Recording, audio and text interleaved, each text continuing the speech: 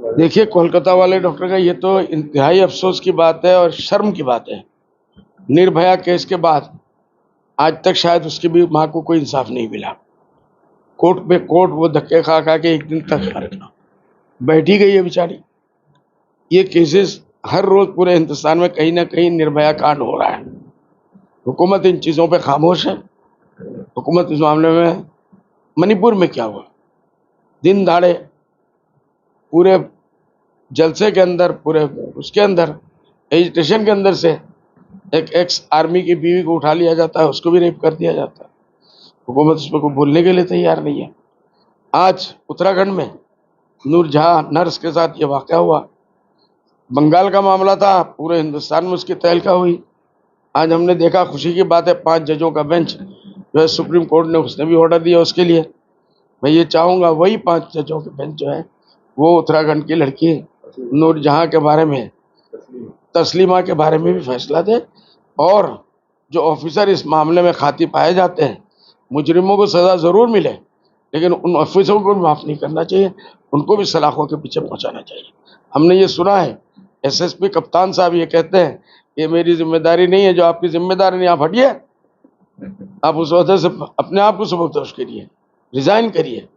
شرم کی بات ہے کہ اتنے عہدے پہ بیٹھنے والا ایک آفیسر یہ کہتا ہے کہ میری ذمہ داری نہیں ہے. تو آپ کیوں وردی پہنے ہوئے ہیں؟ آپ نے کس بات کی شپث لی تھی؟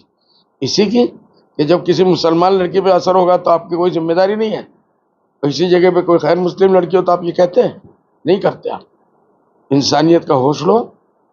اپنی صرف نوکری کا مت دیکھو، نوکری 2 منٹ کی ہے، 2 منٹ میں نوکری آتی ہے جاتی ہے. کپتان صاحب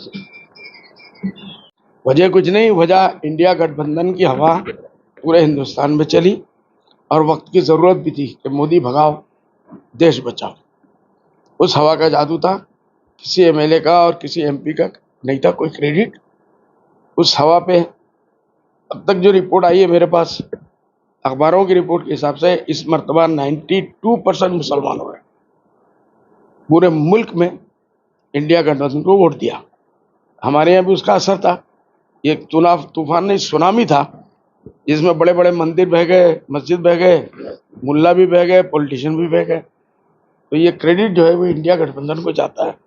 اور اس کے جو محرک لوگ ہیں، راہل گاندھی جی، آپ کے اکھلیش یادو، آپ کے شرد پوار جی، ممتا بنرجی، یہ سب لوگوں کو کریڈٹ جاتا ہے جو انہوں نے اتحاد دکھایا، اتحاد کا مظاہرہ دکھایا. اس سے یہ ثابت ہو گیا کہ ہندوستان میں جمہوریت اب بھی باقی ہے اور ہندوستان کے لوگ، ہندو بھائی ہمارے 95% سے زیادہ آج بھی سیکولر ہیں. وہ اس حکومت کو دیکھنا نہیں چاہتے، ان کو اکھاڑ کے پھینکنا چاہتے ہیں، اور یہ اسی کی ہوا تھی، اس کا نتیجہ ہے. وہ تو شورا والے بتائیں گے، محتمم صاحب بتائیں گے، ان کے جو ذمہ دار ہیں وہ لوگ بتائیں گے. ہم لوگوں کو منع ہے کوئی شورا کا ممبر شورا کے کسی بھی بات کو میڈیا میں نہ بولے.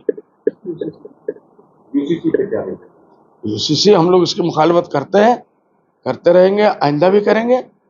اور سرکاریں جس طریقے سے ابھی وقف بورڈ کے معاملے میں، وقف بل کے معاملے میں سرکار نے اپنے آپ کو بیک فٹ پہ محسوس کیا، یو سی سی کے معاملے میں سرکار کو نیچے دکھانا پڑے گا، نیچا منہ کھانا پڑے گا، اور وہ اس میں کامیاب نہیں ہو. تو ایک ہٹ درمی ہے، ہٹ درمی کی وجہ سے یو سی سی لا رہے ہیں. اس لیے ایسا کوئی مسئلہ ہی نہیں ہے. مسلمانوں نے کبھی اس کو مانا نہ مانا ہے، نہ آنے میں کبھی نہیں. 31 آدمی کی کمیٹی بنی ہے اس میں وقف بورڈ کے معاملے میں. یہ بہت اچھی بات ہے، کیونکہ میں نے بھی راہل گاندھی جی کو خط لکھا تھا، سونیا جی کو خط لکھا تھا، شرد پوار جی کو خط لکھا، ممتا بنرجی کو خط لکھا. جتنے اپوزیشن کے سیکولر لیڈر ہیں جو انڈیا گٹھ بندھن تھے، ہم نے سب کو، میں نے پرسنل خط لکھا. 6 تاریخ کو اور 9 تاریخ کو معاملہ اٹھا. کچھ لوگوں نے جواب بھی دیا کہ ہم اس معاملے میں بہت خیال رکھیں گے، اور انہوں نے اپنے اتفاق اتحاد کا مظاہرہ کیا. سرکار کو بیک فٹ پہ آنا پڑا. 31 آدمی کی جو ہے اپوزیشن کی جو کمیٹی بنائی جاتی ہے وہ بنائی گئی. مجھے امید ہے انشاءاللہ اب ہمارے مسلم رہنماؤں کا، مسلم قائدین کے اوپر فرض آ جاتا ہے. میں نے سب کو ہندوستان میں خط لکھوایا. جب آپ لوگوں کی ذمہ داری ہے اس ڈیلیگیشن کے سامنے یا اس کمیٹی کے سامنے آپ پیش ہوں اور اپنے اپنے جو مطالبات ہیں گھروں میں بیٹھ کے بات نہ کریں. ہم لوگ کسی کے چوپائے پہ بیٹھ کے بہت باتیں کر لیتے ہیں. یہ بہترین اللہ نے موقع دیا ہے پارلیمنٹ میں یہ کمیٹی پیش ہوگی اور اس کے اوپر فیصلے ہوں گے. اس وقت سونے کا نہیں ہے. اگر اس وقت مسلمان امت جاگی بہت کچھ کرا لے گی، اور نہیں جاگی تو وقت کو وہ کھائی جانا چاہتے ہیں. بی جے پی والے ختم ہی کر دینا چاہتے ہیں. لیکن میرا افسوس کا یہ کہنا ہے اس سے پہلے 3 مرتبہ منموہن سنگھ جی کی سرکار تھی، وہ اگر کر لیتے تو آج شہر مسائل حل نہیں ہوتے، مسائل ہوتے ہی نہ. اس لیے اب بھی جاگو، جب جاگا تب اندھیرا. تمام مسلم علماء کرام، بزرگان دین، دانشوران اور ملی تنظیموں سے میرا آپ لوگوں کے مادھیم سے اپیل ہے کہ آپ لوگ باقاعدہ وفد کے ساتھ اس کمیٹی کے سامنے جائیں اور اپنی اپنی بات اور اپنے مطالبات رکھیں.